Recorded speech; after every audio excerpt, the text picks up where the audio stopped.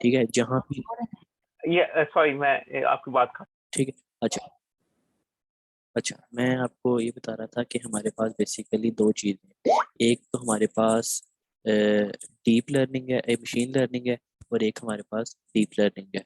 और सबसे पहले तो मैं आपको ये बताना चाह रहा हूँ कि डीप लर्निंग क्या होती है और मशीन लर्निंग क्या होती है।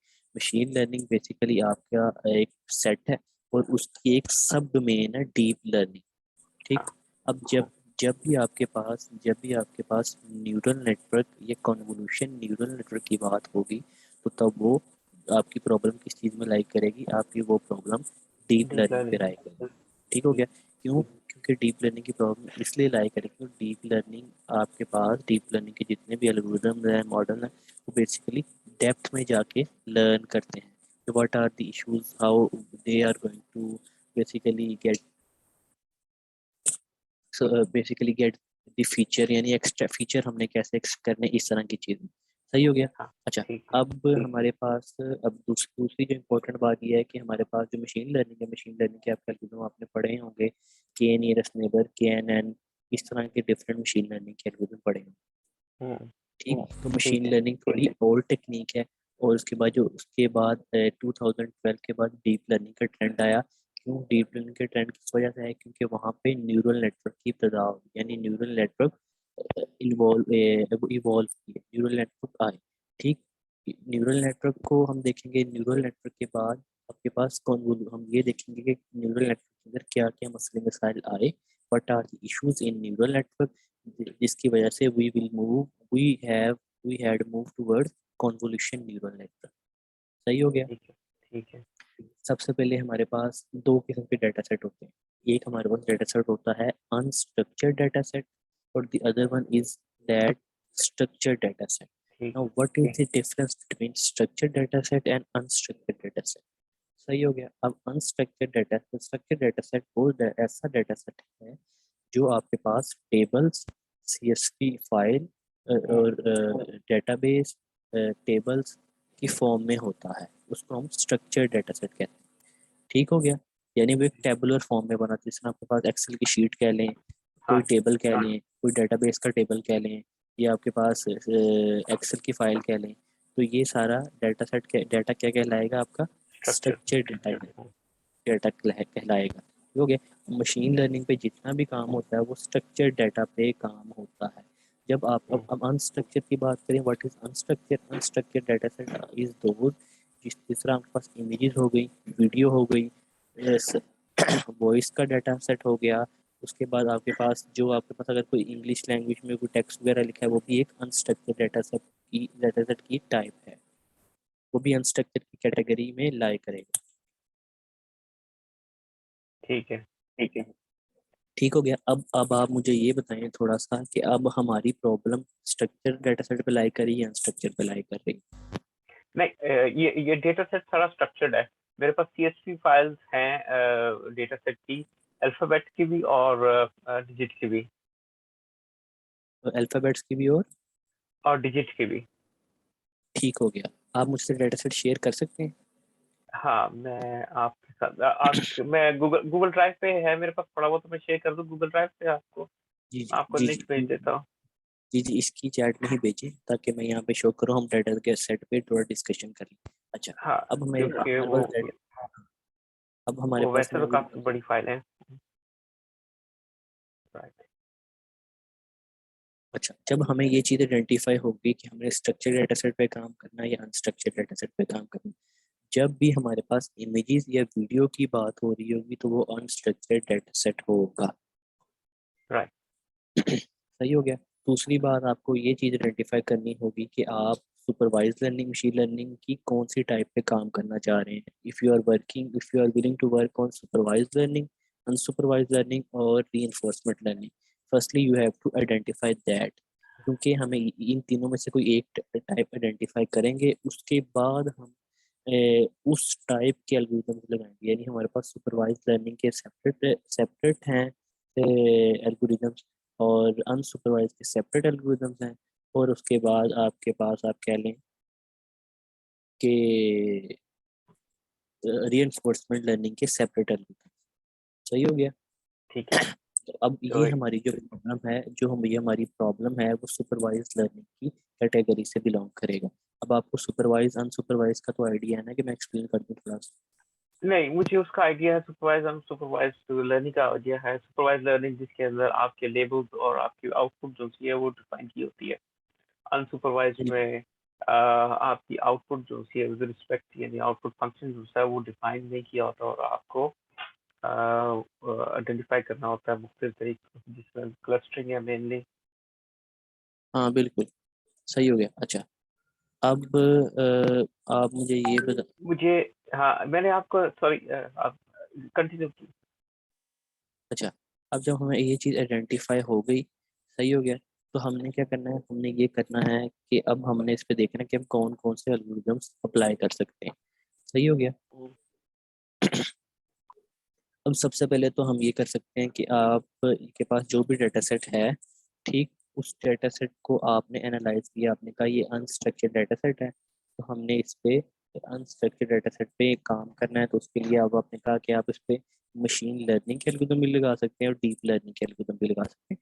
बट मशीन लर्निंग थोड़ी पुरानी है, जबकि आपके पास deep learning new and latest है। जब हम न्यूरल नेटवर्क पढ़ लेंगे, तब आपको पता लग जाएगा कि मशीन लर्निंग के एल्गोरिथम और न्यूरल नेटवर्क में क्या डिफरेंस है, क्यों लोग मशीन न्यूरल नेटवर्क की तरफ जाते हैं। मेन बात मैं फिर मैं आपको बता दूं कि मशीन लर्निंग, डीप लर्निंग या न्यूरल नेटवर्क के एल्गोरिथम इसलिए बेटर हैं, CNN या NN न्यूरल नेटवर्क इसलिए बेटर हैं क्योंकि आपके पास इसमें वेट्स को अपडेट किया जाता है, यानी बैकवर्ड प्रोपगेशन होती है। यानी ठीक है। आपके पास एरर को दोबारा से कैलकुलेट किया जाता है। हम्म। यानी फॉर एग्जांपल एक दफ़ा आपने कोई एक्यूरेसी आपने मॉडल जनरेट की, ठीक है, फिर आपने उस एक्यूरेसी को, उस जो जनरेटेड मॉडल ने रिजल्ट निकाले, उसको कंपेयर करते हैं आपके आउटपुट मॉडल से। आपको पता लगता है कि इतने परसेंट एरर है, तो वो ऑटोमेटिकली खुद ही वो कैलकुलेट करता है कि इतने परसेंट एरर है, वो वापस जाता है बैक प्रोपगेशन के थ्रू, और उसके बाद वेट्स को अपडेट करता रहता है जब तक कि आप एक्यूरेसी के करीब नहीं पहुंच जाते। ठीक है। ठीक, यहाँ तक बात समझ में आ गई आपको? हाँ जी। अच्छा, ये जो एक्यूरेसी है, जो एक्यूरेसी आपकी जो आपकी, ये मॉडल की ट्रेनिंग के बाद आती है, ये मॉडल की टेस्टिंग के बाद आपको एक्यूरेसी का पता चलता है? अच्छा, अच्छा, एक मिनट, मैं आपको ये स्क्रीन शेयर कर रहा हूँ, मैं यहाँ पर आपको एक्सप्लेन करता हूँ। आप मुझे अलाउ करेंगे स्क्रीन शेयर करना? मुझे कहाँ से अलाउ करना है? अच्छा, अच्छा,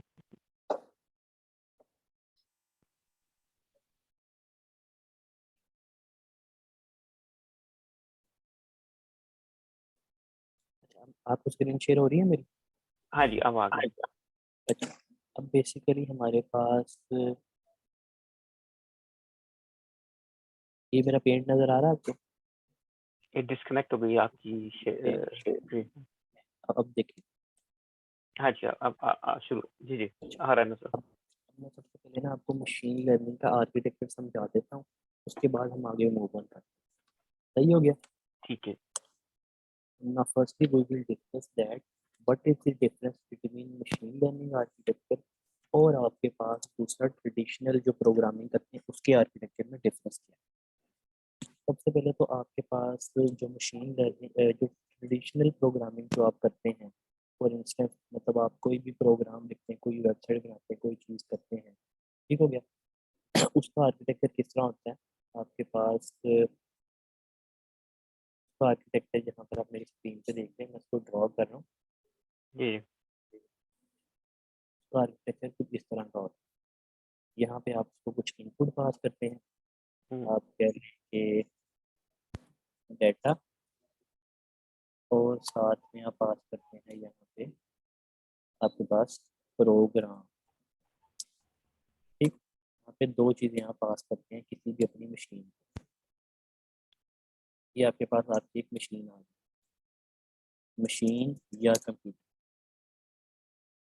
ठीक हो गया। ठीक है।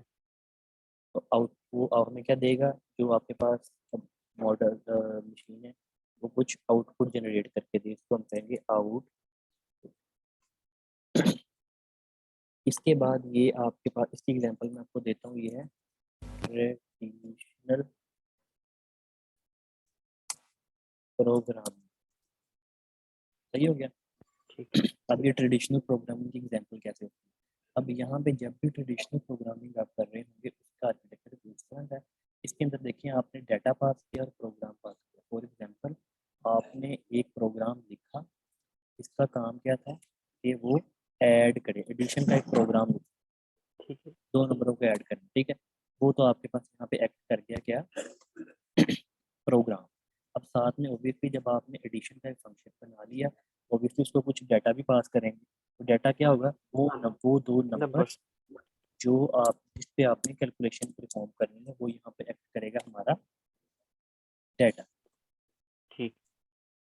और यहाँ पे वो एडिशन का जो कोड, मतलब वो जो प्रोग्राम है, जो अब ये तो मैंने छोटी सी एग्जांपल दी, तो हो सकता है पूरा कैलकुलेटर भी एक प्रोग्राम दे रहे हैं और उसमें कुछ डाटा पास कर रहे हो।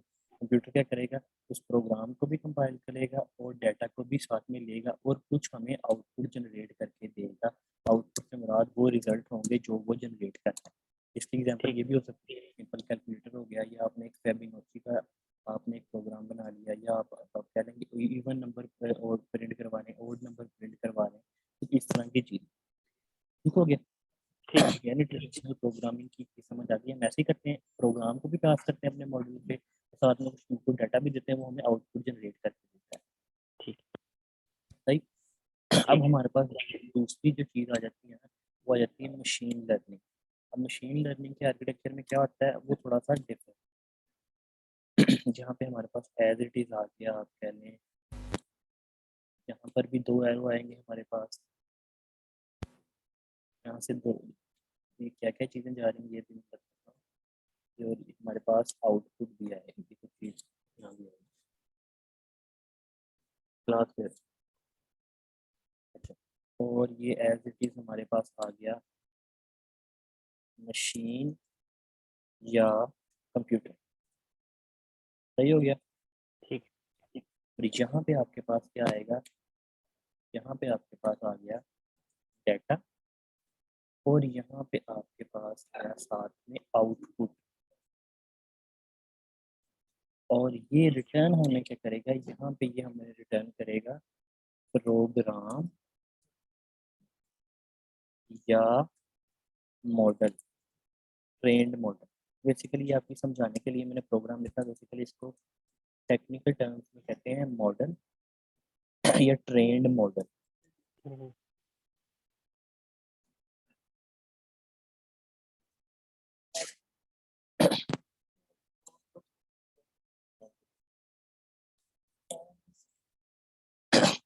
अच्छा, अब यहाँ पे देखें, आपको आइडिया हो गया मशीन लर्निंग में क्या होता है। आर्किटेक्चर में आपके पास डाटा पास किया जाता है और उसके क्रॉसपोंडेंस कोई आउटपुट पास की जाती है, और लास्ट पे आपके पास और वो आपको आउटपुट में क्या दे रहा है, ट्रेंड मॉडल आपको रिटर्न कर रहा है। जबकि हमारे ट्रेडिशनल प्रोग्रामिंग में क्या हो रहा था, आप डाटा और आउट ये प्रोग्राम पास करते थे तो आउटपुट जनरेट करता था।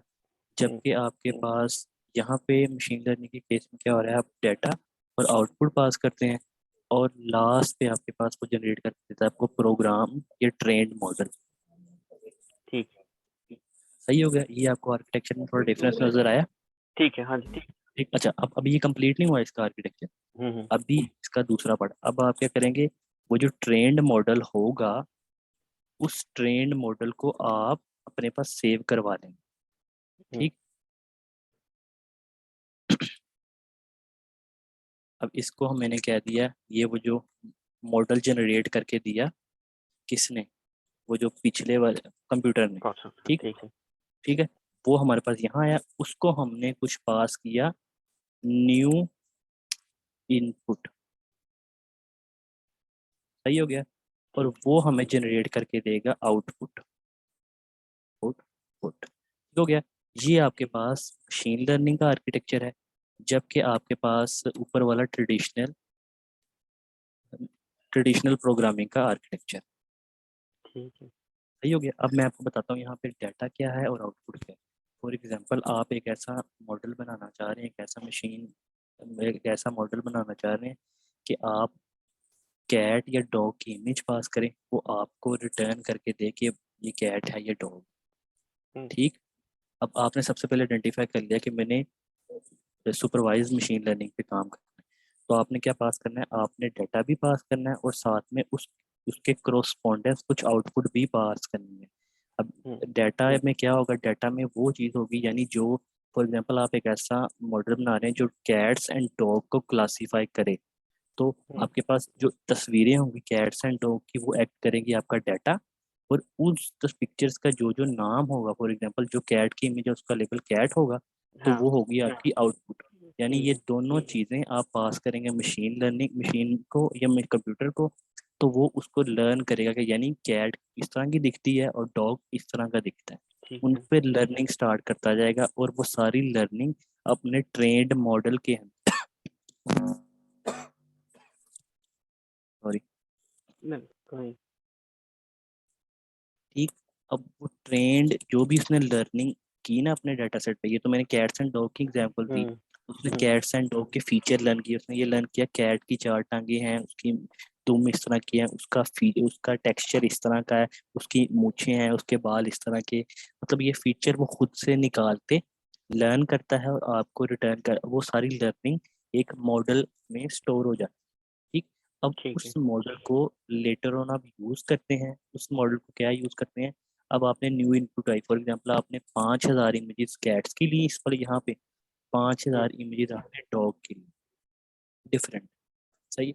आपने ठीक कहा कि ये 5,000 इमेजेस कैट की हैं, इसका नाम कैट्स है, और ये 5,000 इमेजेस डॉग की हैं और इसका नाम डॉग है, यानी हर पिक्चर के करस्पॉन्डेंस आपने लेबल दिए गया।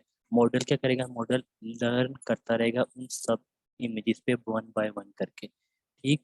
जब वो लर्न कर लेगा वो सारी लर्निंग स्टोर हो जाएगी प्रोग्राम या मशीन ट्रेंड मॉडल के अंदर।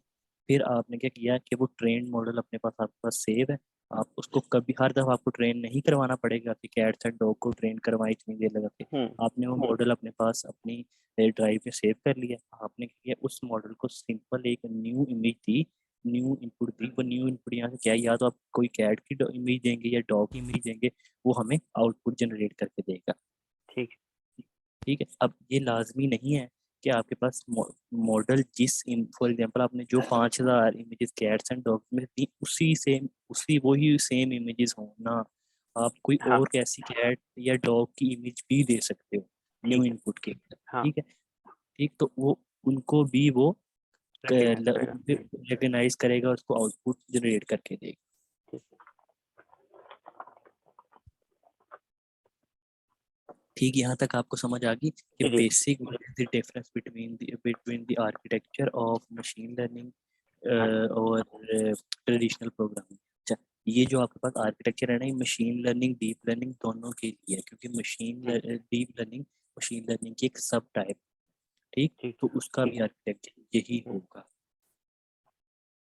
ठीक ठीक हो गया। अच्छा अच्छा, अब ये जो आउटपुट आती है मशीन लर्निंग की टर्मिनोलॉजी में इसको, बाजू का मशीन लर्निंग की टर्मिनोलॉजी में इसको प्रिडिक्शन भी कहा जाता है, यार मॉडल ने जो प्रिडिक्शन की, प्रिडिक्शन सही है। प्रिडिक्शन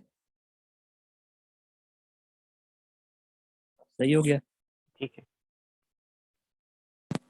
यहाँ तक कोई कंफ्यूजन आपको बेसिक आर्किटेक्चर समझने में? हाँ नहीं ठीक है अच्छा अच्छा, क्लियर हाँ है दूसरी दूसरी इंपॉर्टेंट चीज, मशीन लर्निंग के बेसिकली दो फेज होते हैं मशीन लर्निंग के अंदर, एक आपके पास होता है ट्रेनिंग हाँ और एक आपके पास होता है टेस्टिंग। टेस्टिंग अब ये जो आपके पास ये वाला ये वाला पार्ट है ना, ये जो येलो किया ये है, ट्रेनिंग का ये ट्रेनिंग का है बिल्कुल। इसको मैं कह देता हूँ ट्रेनिंग, और ये जो नीचे वाला पार्ट है ये एक्ट करेगा ये हमारे पास टेस्टिंग। टेस्ट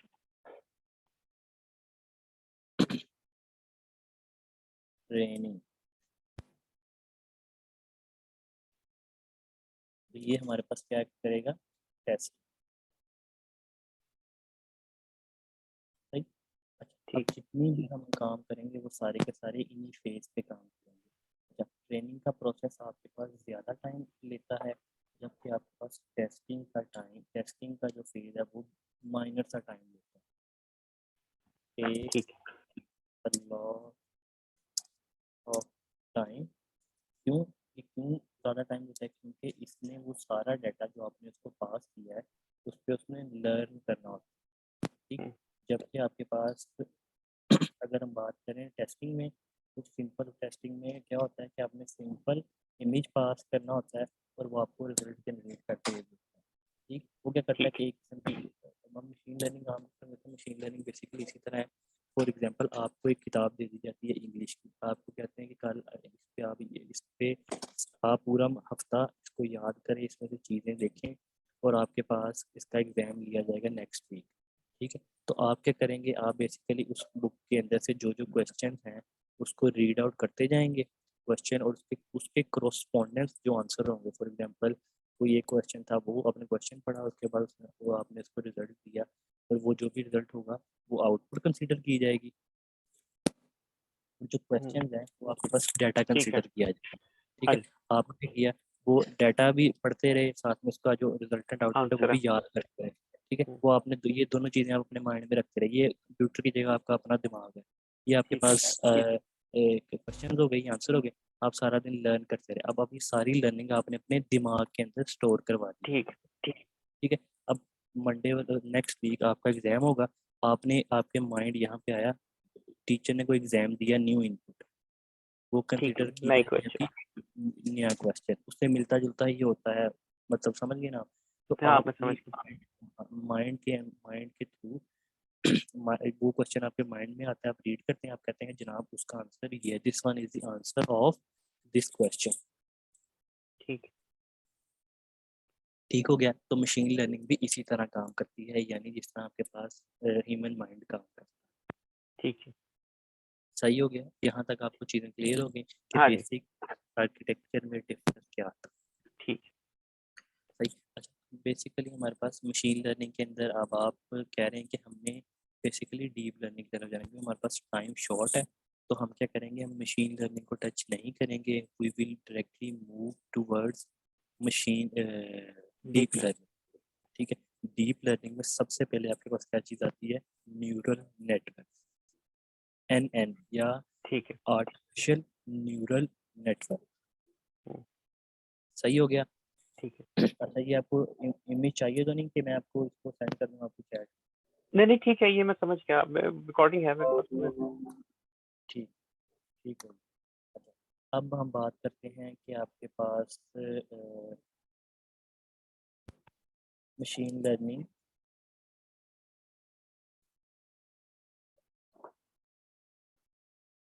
अब हम मूव करते हैं टूवर्ड्स अपने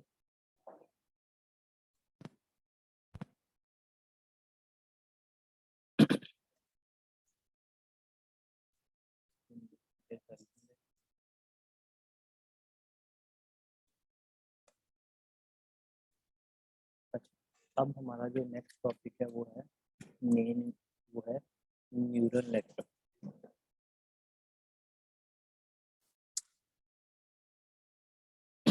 न्यूरल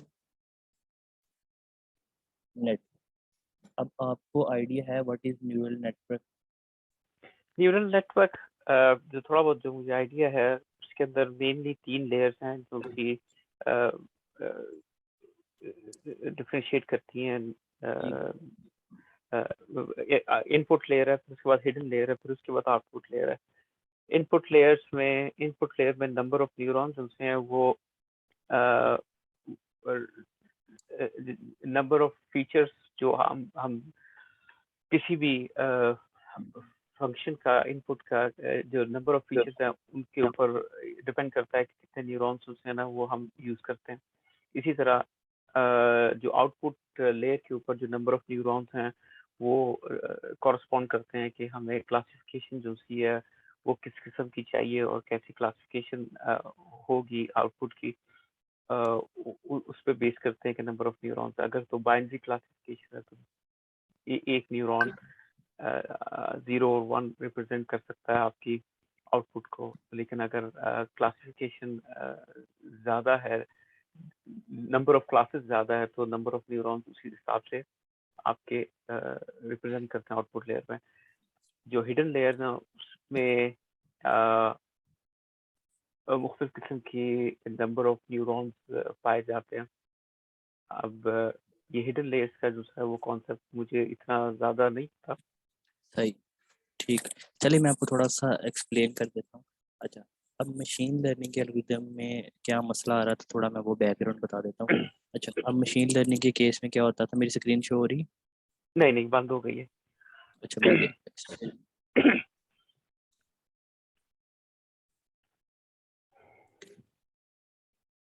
अच्छा, अब आपके पास न्यूरल नेटवर्क या आर्टिफिशियल न्यूरल नेटवर्क का आपने नाम सुना होगा, ANN या NN, ठीक है, दोनों एक ही चीज़ है। और अब आपके पास, मैं आपको बताता हूँ न्यूरल नेटवर्क क्या है। बेसिकली आपके पास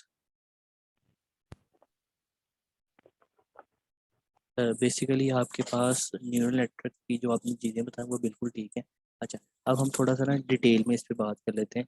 अब मशीन लर्निंग के केस में क्या होता था, मशीन लर्निंग का एल्गोरिथम, फॉर एग्जांपल आपने कैट्स एंड डॉग्स का क्लासीफायर बनाया, मतलब कैट्स एंड डॉग को क्लासीफाई करना है, और आपने मशीन लर्निंग का एल्गोरिथम यूज़ किया।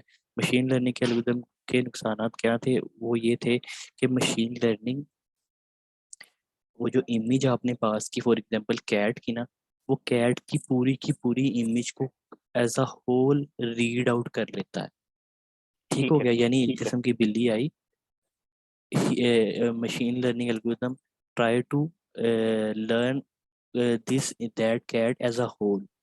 ठीक हो गया, इस तरह करके 5,000 आपने सैंपल दिए, तो वो एज इट इज 5,000 सैंपल्स को as it is read out कर अपनी मेमोरी में स्टोर करता रहता है। ठीक। अब जब आपने टेस्टिंग के टाइम पे दी, तो टेस्टिंग के केस में क्या करता है कि टेस्टिंग के टाइम पे इमेज, जो हमने टेस्टिंग इमेज दी होगी, वो उसको उस पे मैप करके देखिएगा, वो जितनी भी आपके पास मशीन लर्निंग की वो जितनी भी इमेजेस उसने लर्निंग के टाइम अपनी मेमोरी में स्टोर करवाई हुई हैं, उसको वो उसके ऊपर मैप करके देखिएगा, अगर तो उससे सेम हो या मिलती जुलती हो, तो वो उसको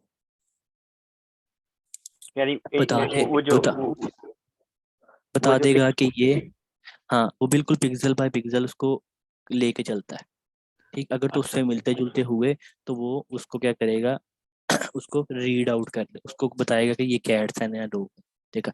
लेकिन अब इसमें यहाँ पे इशू ये आ रहा था कि अब इस तरह तो मसला होगा कि हम एक इमेज कोई भी उठा लें, मतलब हाँ फॉर एग्जांपल आपके पास कैट की डॉग है, तो इस तरह तो सेम अगर इमेज आए तो आए, वरना ना आए, ये तो मसला हो गया बड़ा, कि मतलब उससे मिलती जुलती केस आए तो नहीं मसला होगा। अच्छा, अब मैं आपको बताता हूँ, यहाँ पे मैं एक पिक्चर शेयर करता हूँ।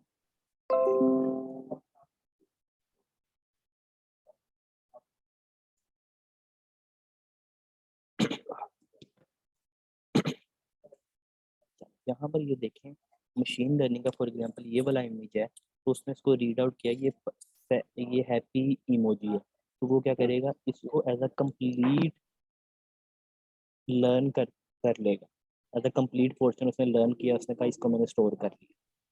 ठीक हो गया। अब क्या हुआ कि to some extent, for example अगर ह्यूमन की आपके पास जो इनपुट इमेज आई, वो आई कुछ इस तरह करके, उसके अंदर इसकी ये वाला पोर्शन नहीं था, टेस्टिंग इमेज के दौरान सिर्फ आपको ये वाला इससे मिलता जुलता था, तो वो उसको कंसीडर नहीं करेगा एज अ हैप्पी। क्यों? क्योंकि वो उसने क्या कहा कि उससे मिलता जुलता नहीं है, तो आपकी एक्यूरेसी जो है वो बड़ी कम आती है।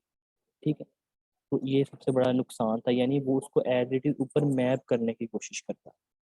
पिक्सल सही बाय हो गया। पिक्सल। पिक्सल बाय पिक्सल, ठीक है, या थोड़े बहुत पिक्सल आगे पीछे हो जाए तो मैप करना शुरू कर दे। लेकिन जब ये आपका डीप लर्निंग के अंदर क्या होता है, डीप लर्निंग के अंदर आपके पास जो लर्निंग होती है वो डेप्थ में जाके होती है।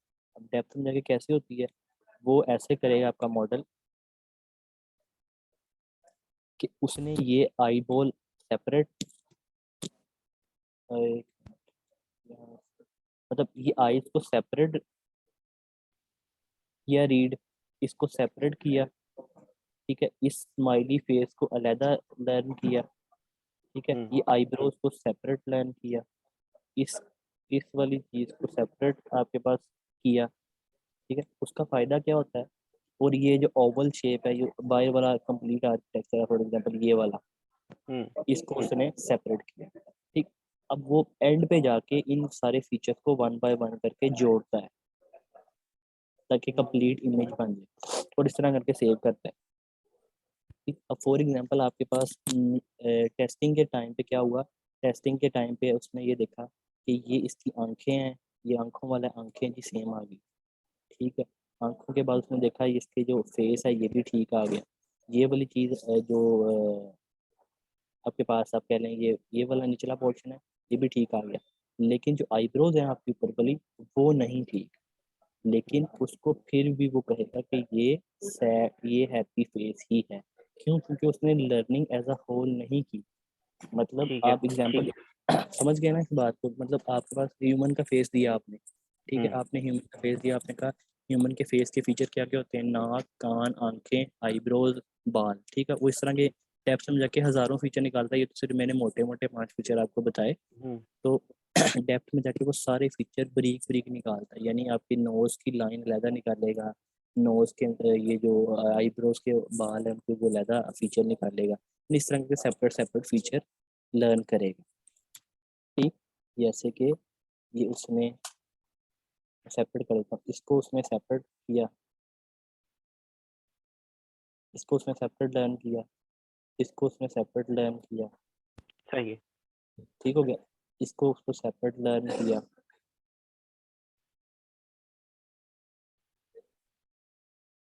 इसको उसने सेपरेट लर्न किया, ये क्यों नहीं कर रहा, चलिए इसको ऐसे हम बड़ा काट दें, इसको उसने सेपरेट लर्न किया, इसको उसने सेपरेट लर्न किया, ठीक है। अब उसने देखा कि जो न्यू इनपुट आएगी वो फिर इन सेपरेट फीचर्स को मैप करेगी, यानी सेपरेट फीचर को लर्न करेगी, तो वो ये अंदाज़ा लगाएगी तकरीबन ये ऑलमोस्ट 19-20 का फर्क है, तो ये वैसे ही है, तो मैं इसको ह्यूमन ही कहूँगा, ठीक है। ठीक हो गया। तो डीप लर्निंग और मशीन लर्निंग में बेसिक जो आपके पास डिफरेंस है वो किस चीज़ का है? कितने ज्यादा फीचर्स को एक्सट्रैक्ट करता है। हाँ, और अच्छा दूसरी बात ये कि मशीन लर्निंग के अंदर जो भी आप उसको इनपुट डाटा पास कर रहे हो ना वो फीचर नहीं एक्सट्रैक्ट करता, वो पूरी इमेज के अंदर से फीचर नहीं एक्सट्रैक्ट करेगा मशीन लर्निंग एल्गोरिथम, वो पूरी इमेज इमेज को कंसीडर करेगा एज अ सिंगल फीचर, यानी सिंगल पर्सन आया तो उससे पूरे को लर्न कर देगा, उसमें से फीचर नहीं निकालेगा, ठीक। जिसमें आई मैंने आपको सी। पहले एग्जाम्पल दी, जैसे ठीक। मैंने आपको पहले एग्जाम्पल दी, ये वाली वो पूरी की पूरी फीड कर लेगा अपने अंदर, ठीक है। तो वो उसके ऊपर मैप करेगा testing images, whether it will able whether it will be able, same अगर ये सेम है या नहीं है, अगर नहीं सेम तो वो कहेगा नहीं, ठीक है। तो इसकी वजह से इसके रिजल्ट्स अच्छे नहीं आते थे, जबकि डीप लर्निंग में क्या होता है, डीप लर्निंग के अंदर वो डिफरेंट फीचर्स निकालता है, मतलब जिस तरह ये छोटा सा फीचर मैंने आपको निकाल के दिखाया, ये फीचर ये सेपरेट आ गई, ये कर ये वाली कर्व हो सकता है वो सेपरेट लर्न करे, ठीक है। ये वाला माउथ का फेस इतना ये सेपरेट लर्न करे, ठीक है। ये दांत वाला एरिया वो सेपरेट आपको पास करे, तो इस तरह के सारे फीचर जो भी हैं वो क्या करेगा, खुद वो सेपरेट लर्न करेगा, ठीक हो गया, ठीक है। ठीक। तो अब इसका फ़ायदा क्या हो गया, फॉर एग्जांपल आपके पास न्यू इमेज आई तो वो देखेगा इसकी आंखें भी वैसे हैं, इसके इसके ये भी वैसे हैं, बस सिर्फ छोटा है, यहाँ पर आंखें बड़ी थी तो उसने कहा इसकी आंखें ज़रा साइज में छोटी हैं, तो उसमें कोई मसला नहीं, वो उसको ऑटोमेटिकली जोड़ेगा। अभी आइज तो मैंने कम्प्लीटली रीड करवा दी ना, ऐसे नहीं ठीक है। होगा वो वो, उसको फर्दर उसको डिवाइड कर देगा फीचर्स हाँ में। जी, वो इतने ज़्यादा फीचर को डिवाइड करता है कि हमें भी नहीं पता लगता कि वो फीचर कौन कौन से हैं, हम्म। ठीक हो गया। और फीचर वो किस बेस पे सेपरेट करता है, वो होता है नंबर वन, तो वो ये करता है कि आपके पास वो कर्व सेपरेट कर लेगा इमेज में से, फिर उसके बाद आर्कि वो टेक्सचर आपके पास सेपरेट कर लेगा, कलर सेपरेट कर लेगा, उसके बाद शार्प एजेस अलहदा कर लेगा, ठीक है। इस तरह के डिफरेंट फीचर्स हैं उनको वो यूज करेगा, ठीक है। सही हो गया। तो ठीक जब है। इसी तरह आपके पास न्यू इमेज आई तो वो छोटे छोटे मॉड्यूल्स को मिक्स करके वो देखेगा, वो कहेगा हाँ जी ये ह्यूमन ही है, तो इसलिए इसको कंसीडर करेगा क्या ये हम्म। ह्यूमन, जिस क्लास से वो बिलोंग कर रहा है उससे ही कंसीडर करेगा, ठीक। ठीक है। तो ये आपके पास जो था वो बेसिक डिफरेंस था न्यूरल नेटवर्क और अब मशीन लर्निंग का और आपके पास डीप लर्निंग, अब डीप लर्निंग का फ़ायदा आपको पता लग गया क्यों, क्योंकि आपके ठीक पास वो डेप्थ में जाके लर्न करता है। डेप्थ में कैसे लर्न करता है, वो डिफरेंट फीचर्स को जाके वन बाय वन देखता है। मतलब ठीक इतनी है। डेप्थ में जाके देखते हैं, हमें भी नहीं पता लगता कि वो कौन से फीचर किस पार्ट पे करता है। हो सकता है ठीक है। वो टू सम एक्सटेंट वो इतने से सिर्फ पिक्सेल्स को उसने कंसीडर किया हो जो मैंने अभी हाईलाइट किए। ठीक ठीक है, इस तरह करके मल्टीपल आपके पास फीचर्स निकालता है। ठीक है। ठीक। अच्छा, ठीक। अब हम बात करते हैं हमारे पास कि हमारे पास ये न्यूरल नेटवर्क क्या चीज़ है। अच्छा, अब जब रिसर्चर्स ने ये देखा कि आपके पास मशीन लर्निंग के एल्गोरिथम है, ये तो पूरी तरह रट्टा लगा रहे हैं, जो भी आपके पास चीज़ दी जाए उसको वो एज अ होल रीड कर रहे हैं। तो फिर उन्होंने देखा कि ह्यूमन माइंड किस तरह काम करता है। ठीक, तो उन्होंने ये देखा कि ह्यूमन माइंड इस तरह काम करता है कि ह्यूमन माइंड के अंदर मल्टीपल न्यूरॉन्स होते हैं।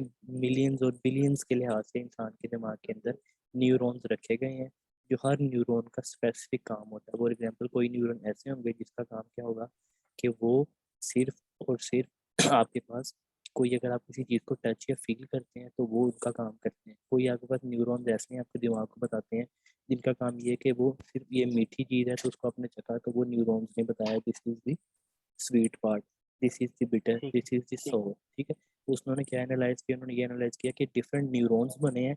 हर न्यूरॉन एक से एक के साथ सारे न्यूरॉन्स आपस में कनेक्टेड हैं, तो वो आपस में डाटा को इस तरह करके पास करते हैं, यानी हर न्यूरॉन का कुछ सेपरेट टास्क बनाया गया है कुदरत ने। ठीक है। ठीक, उन्होंने कहा फिर न्यूरल नेटवर्क उन्होंने फिर ये कहा कि ह्यूमन माइंड को देख के ऐसा नेटवर्क बनाया जिसको उन्होंने कहा न्यूरल नेटवर्क। अब न्यूरल नेटवर्क बेसिकली है क्या? न्यूरल नेटवर्क फंक्शन है जिसको कब एक ऐसा फंक्शन है जिसको डाटा पास किया जाए। ठीक है, तो वो उस डाटा सेट को, उस डाटा को प्रोसेस करता है और उसको प्रोसेस करता है, तो वो डाटा लेयर्स के थ्रू पास होता है और वो डिजायर आउटपुट जनरेट करके देता है। ठीक है। सही हो गया। अब हम इसके अंदर देख लेते हैं न्यूरल नेटवर्क किस किस चीज़ों से बना हुआ है। न्यूरल नेटवर्क के अंदर सबसे पहले आपके पास तीन चीज़ें होती हैं। एक आपके पास इनपुट लेयर्स, फिर उसके बाद आपके आ जाती है हिडन लेयर्स, जैसा कि आपने बताया। उसके बाद आ जाती है आपकी आउटपुट लेयर्स। ठीक है, आपके पास ये चीज़ आ जाती है और इसके अंदर न्यूरल नेटवर्क के अंदर आ जाती है आपके पास एक आती है बाइस। ठीक है, बाइस का कॉन्सेप्ट ही आ जाता है। ठीक। सही हो गया। अच्छा, अब इसके अंदर अब आपके पास दो किस्म के न्यूरॉन्स होते हैं। एक सिंगल लेयर परसेप्ट्रॉन। परसेप्ट्रॉन क्या होता है कि वो जो आपके पास न्यूरॉन्स होते हैं न्यूरॉन्स है। ना, उनको परसेप्ट्रॉन्स कहता है, परसेप्ट्रॉन कहते हैं। ठीक। ठीक, फॉर एग्जांपल आपके पास ये आपके पास एक न्यूरॉन था हम्म, और उसको कुछ इनपुट इमेज पास की गई, कोई इनपुट पास की गई, तो वो कुछ हमें आउटपुट जनरेट करके देगा। हम्म, सही हो गया। ये इसके हम्म, उसको आपने इनपुट पास की और यहाँ पे उन्हें कुछ आउटपुट देगा। सही हो गया। ठीक है। अब इस वाले सिंगल प्रोसेस को हम कहते हैं सिंगल लेयर परसेप्ट। ठीक है, सिंगल लेयर परसेप्ट्रॉन।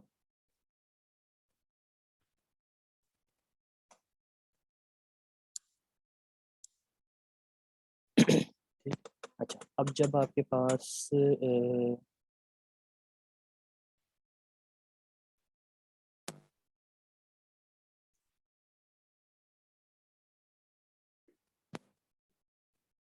अच्छा, अब आपके पास जब आपके पास मल्टीपल लेयर्स हों तो उसको हम क्या कहेंगे? Multi layer perceptron, MLP। Multi layer hmm, perceptron में क्या होता है आपके पास, यानी मल्टीपल न्यूरॉन्स होते हैं।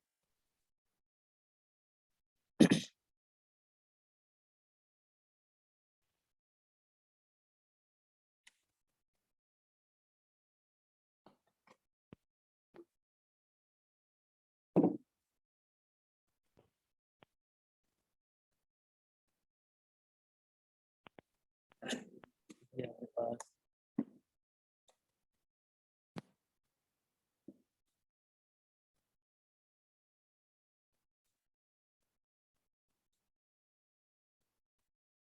अब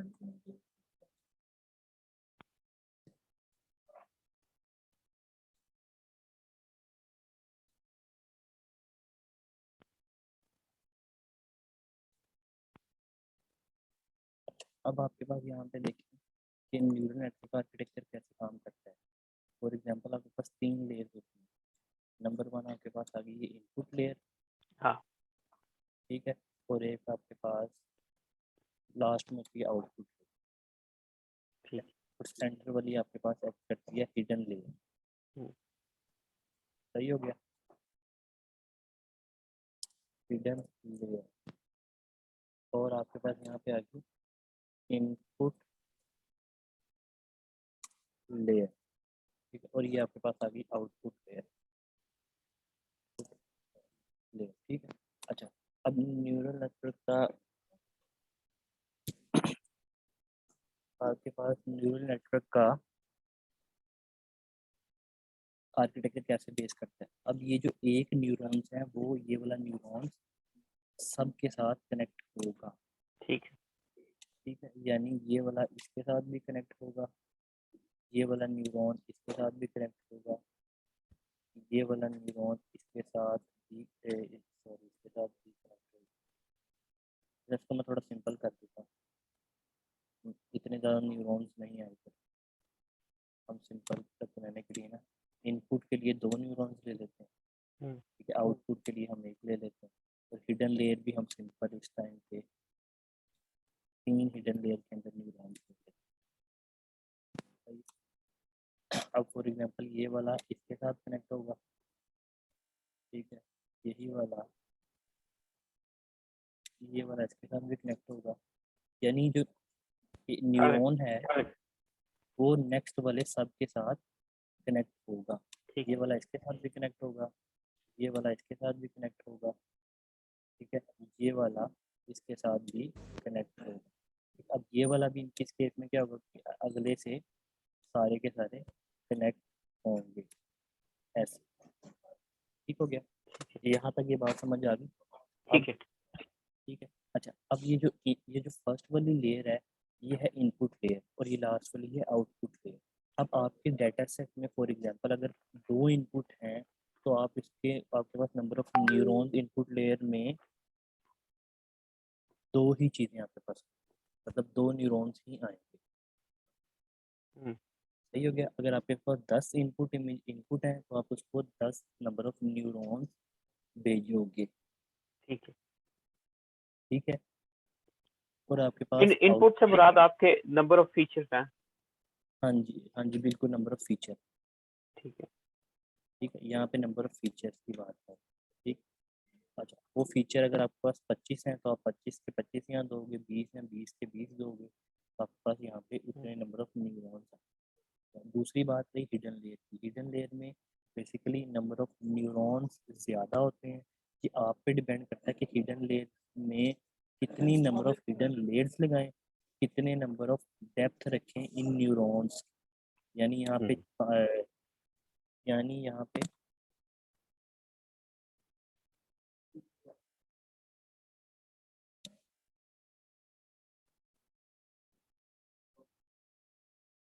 यानी यहाँ पे जो आपके पास ये न्यूरॉन है ये आप पे डिपेंड करता है कि आपने यहाँ पे एक और न्यूरॉन्स लगा लें या एक हिडन लेयर के बजाय 2 हिडन लेयर और ऐड कर दें, ठीक है, तो ये हम्म, आप पे डिपेंड करता है। जो आपके पास अप्रोच है ना वो ये यूज़ करते हैं कि जितने number of neuron input layer में आपके पास न्यूरॉन्स है ना उससे डबल आपके पास हिडन लेयर के अंदर न्यूरॉन्स होने चाहिए, ठीक है। ठीक है, और आपके पास नंबर ऑफ हिडन लेयर्स कितनी लगाएं, हिडन लेयर जितनी ज़्यादा होंगी उतने ज़्यादा आपका रिजल्ट अच्छा आएगा, ठीक है। हम्म, अगर तो आपके डाटा सेट के अंदर फीचर्स काफ़ी ज़्यादा हैं, फीचर से मुराद आपके पास फॉर एग्जांपल 50 फीचर्स हैं, यहाँ से 50 डिफरेंट फीचर्स हैं, तो आपके पास हिडन लेयर्स भी तकरीबन आप कह लें कि 20 से 25 हिडन लेयर्स आपको बनानी पड़ेंगी, ठीक है। ठीक है, और आपके पास लास्ट होगी नंबर ऑफ न्यूरॉन्स, यहाँ पे कितने आएंगे, तो ये जो जितनी नंबर ऑफ आउटपुट्स आपके डाटा सेट में है ना उतने नंबर ऑफ यहाँ पे आपके पास आउटपुट न्यूरॉन्स होंगे। अगर आपके पास फॉर एग्जांपल एमनिस्ट की डाटा सेट की बात करें, एमनिस्ट के डाटा सेट में कितनी क्लासेस हैं? 10 क्लासेस हैं, 0 1 2 3 4 5 6 7 8 9 10। तो आपके पास 10 यहाँ पे क्या आएगा? 10 नंबर ऑफ आउटपुट आएंगी, 10 नंबर ऑफ न्यूरॉन्स आएंगे 10। और इनपुट कितनी होगी? जितनी आपके पास इमेज का साइज होगा। सही हो ठीक है। गया? क्योंकि इमेज के अंदर से फीचर निकालने हैं ना, तो हम हाँ पूरी की पूरी इमेज पास करेंगे इसको, इनपुट को। तो वो हर फॉर एग्जांपल आपके पास 20 × 20 साइज की इमेज आएगी। हाँ। ठीक है, तो 20 × 20 हमारे पास कितना आ गया? 400। 400। तो 400 हमारे पास क्या आएंगे? इनपुट आएगी, मतलब 400 इनपुट न्यूरॉन्स आएंगे। यानी एक पिक्सल की वैल्यू यहाँ जाएगी, दूसरे की यहाँ, तीसरे की यहाँ, चौथे की यहाँ, हाँ। इस तरह करते करते 400 न्यूरॉन्स यहाँ पे आएंगे। हम्म, सही हो गया? अच्छा, फिर दूसरी बात मैंने आपको क्या समझाई कि जो इनके अंदर हिडन लेयर फॉर एग्जांपल आपने एक लगाई है, इसके अंदर कितने न्यूरॉन्स लगाने हैं? यानी 400 है ना, 400 को आप डबल कर, यानी 800 आपके पास नंबर ऑफ न्यूरॉन्स यहाँ पे आएंगे। हाँ। ठीक है, तो आप अच्छी बात यही है कि नेटवर्क को थोड़ा डेंस बनाएं। डेंस का मतलब क्या होता है कि आपके पास number of neurons, number of hidden layers हैं, उसको उसमें इजाफा करें। मतलब आपके पास 10 लगा लें, 15 लगा लें, 20 लगा लें, 25 लगा लें। ठीक है। ठीक है, यहाँ तक चीज़ें क्लियर हुई कि हाँ क्या जी। क्या चीज़ें, क्या इस तरह चीज़ों को डील किया जाएगा, क्या मसले आ रहे हैं? जी। मैंने कहा क्या इश्यूज या क्या चीज़ें, कोई इसमें कोई कंफ्यूजन तो नहीं है न्यूरल नेटवर्क के पार्ट में कि न्यूरल नेटवर्क में क्या चीज़ आती है, क्या नहीं आती? नहीं नहीं, अभी तक तो सब क्लियर है। अच्छा अच्छा, अब थोड़ा आ जाते हैं। अब यहाँ पे जो ये चीज़ है, यहाँ पर तो आ जाएगी आपकी इनपुट वैल्यू। हाँ ठीक हो गया? ठीक है। हाँ। अब ये जो एजेस एक न्यूरॉन से दूसरे न्यूरॉन्स को कनेक्ट कर रहे हैं, इनका कोई ना कोई वेट होता है, इसका भी कोई वेट होगा। इस वाले हर एज का कोई ना कोई वेट होगा। ठीक है। ठीक है, अच्छा, यहाँ तक ऐसे करके वेट से मुराद क्या है? यानी मतलब कोई उसकी वैल्यू, कोई वैल्यू होगी कोई उसकी। ठीक है। ठीक है, अब यहाँ पे आपके पास हर एज की कोई ना कोई वैल्यू होगी। तो वो इनिशियली तौर पे आपने जो एज की जो वैल्यू है ना, वो आपने खुद से सेट करनी होगी। हम्म। ठीक है, वो आपके पास आप कह लें कि इनिशियली आप उसको वन वन वन रख दें, सारों को 0.1 रख दें, 2.1 रख दें, 3.1 रख दें, 4.1 रख दें, इस तरह की चीज़ आप रख दें। सही हो गया? ठीक है। क्यों उसको रैंडमली इसलिए रखते हैं क्योंकि ये इस तरह करके वेट्स आए, इस पे कोई कैलकुलेशन परफॉर्म होगी, जब फॉर्मूला देखेंगे कैलकुलेशन परफॉर्म होगी, फिर वो यहाँ पर कैलकुलेशन परफॉर्म होगा, रिजल्ट यहाँ पे आएगा, यहाँ पे कैलकुलेशन परफॉर्म होगी तो वो हमें कुछ आउटपुट जनरेट करके देगा। हाँ कि यहाँ पे कुछ आउटपुट उसने जनरेट करके दी आउटपुट। ठीक। अच्छा, अब यहाँ पे फॉर एग्जांपल आपने आउटपुट उसने दी 0.7। ठीक है, आपकी जो एक्सपेक्टेड आउटपुट थी, जो लेबल था, वो लेबल के मुताबिक रिजल्ट क्या कह रहा था कि आपके लेबल के अंदर क्या है? 1 रिजल्ट है। ठीक हो गया? ठीक है। लेकिन आपका मॉडल क्या प्रिडिक्ट कर रहा है? 0.7। हाँ सही, तो आप क्या करेंगे? आप टारगेट माइनस ये आपके पास एक्सपेक्टेड आउटपुट 1 माइनस 0.7। तो आपके पास क्या आ जाएगा? एरर आ जाएगा। एरर क्या आएगा? 0.3। 0.3 का। ठीक है, ठीक। अब क्या होगा? न्यूजीलैंड में क्या करेंगे? वो वापस जाएगा, वापस जाके इन वेट्स पे दोबारा मल्टीप्लाई होगा, वापस जाएगा, और इन वेट्स को, ये वाले वेट्स है ना जो हर एजिस के वेट है, हाँ इसको अपडेट करेगा। ठीक है। ठीक है, इस वाले को भी अपडेट करेगा, और वो फिर दोबारा इस तरह जाएगा, फिर दोबारा कैलकुलेशन होकर वापस आएगी। फिर उसने नेक्स्ट टाइम पे कहा कि आपके पास जो आउटपुट आई वो आई 0.8। अब आपने कहा कि यार इसमें तो एरर फिर 0.2 का है।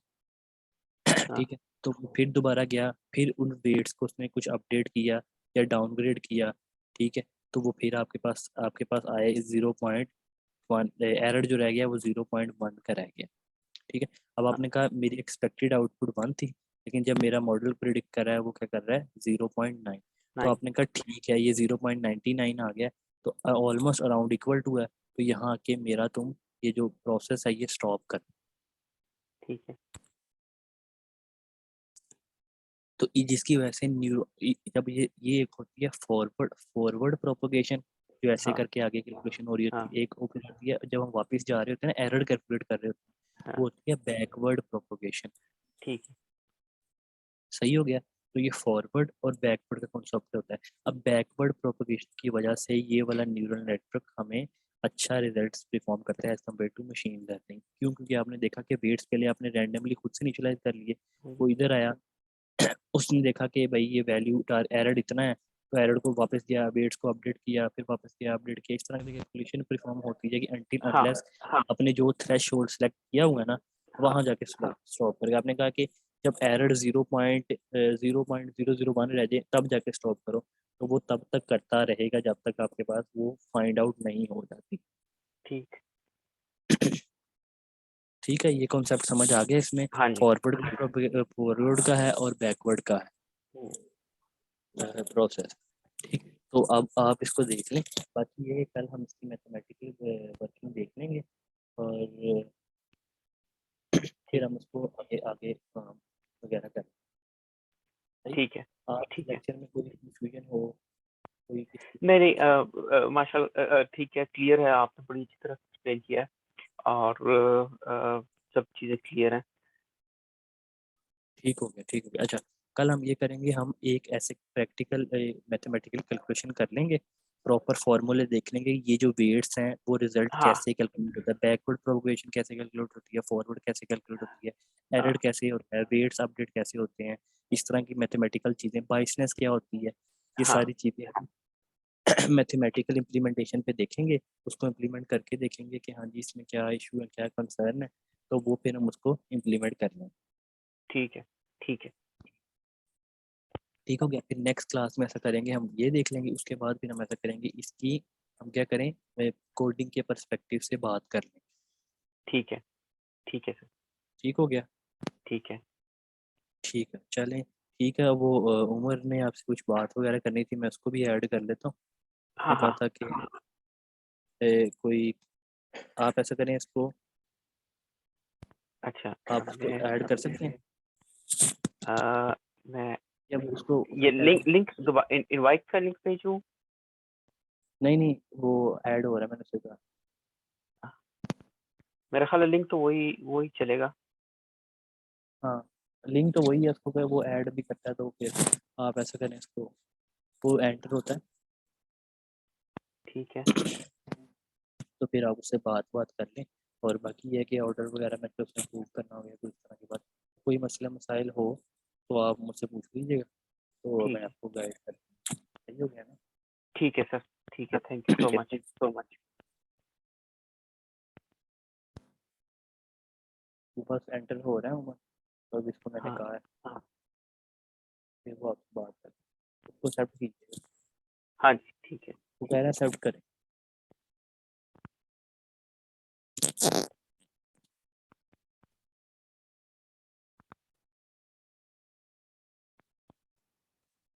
हेलो।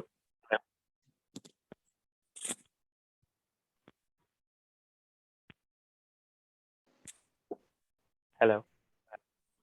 जी जी, एंटर नहीं हुआ वो उसका। एंटर हो गए हैं, लेकिन मेरा ख्याल है आवाज़ शायद उनकी नहीं आ रही। मुझे अब देखिए, उनकी आवाज़ आ रही है। हेलो। उमर, आवाज़ आ रही है आपको? तेरी आवाज़ नहीं आ रही।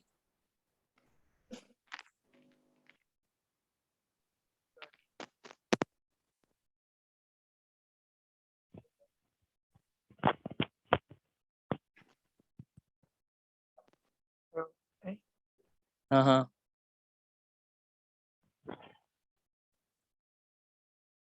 ये म्यूट हुआ हुआ मेरा ख्याल है उमर साहब का। वो तेरा माइक म्यूट हुआ हुआ।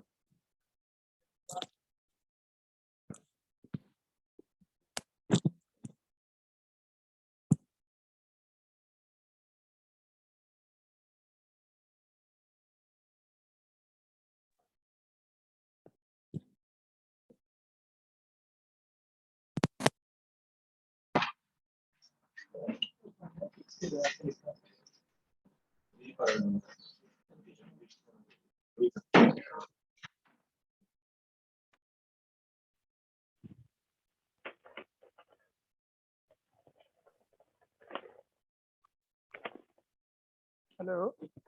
हेलो जी जी। आवाज आ रही है? हाँ जी, आवाज आ गई है। अच्छा, क्या हाल है अभी? बस अल्लाह का शुक्र, ठीक ठाक। आप सुनाए? ठीक है। हाँ, मैं यार थोड़ा लेट था, मैं दूसरे इधर से सिटी गया हुआ था, तो फिर मैं तला को ये कह दिया था कि वो कर लेगा। तो कैसा था सेशन? हाँ माशाल्लाह, बहुत अच्छा था। बड़ी अच्छी तरह से उन्होंने बैक बैक सारी बैकग्राउंड एक्सप्लेन की है। और अभी ये है कि कल भी वो कह रहे हैं कि कुछ चीजें हैं जो कल वो मैथमेटिकल नोटेशंस होती हैं और प्रूफ्स होते हैं, वो कल कल बताएंगे।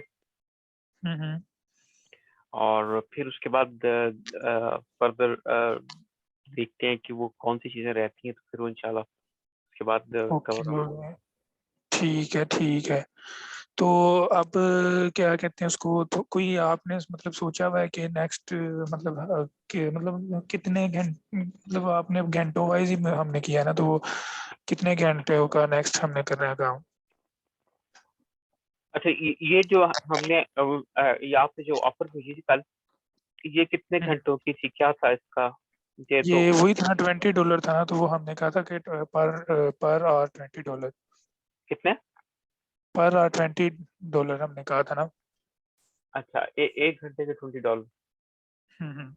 हम्म, हाँ, लेकिन ये मैंने आपको इसलिए कल के लिए वैसे 20 पे कर दिया, लेकिन जो हमारा ऑफिस वालों का रेट है ना, वो है $26 पर आवर है। मतलब वो हमारा वर्क पे भी यही है और फाइवर पे भी यही है।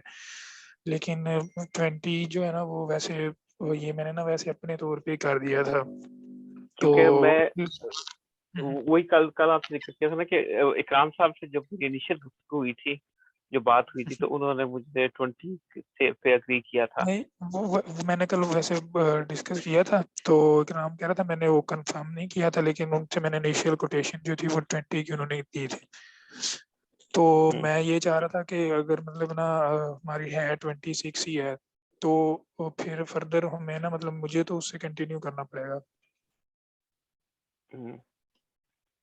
या उस ये हो सकता है 24 और 25 या 24 इसमें कर लेते हैं कोई।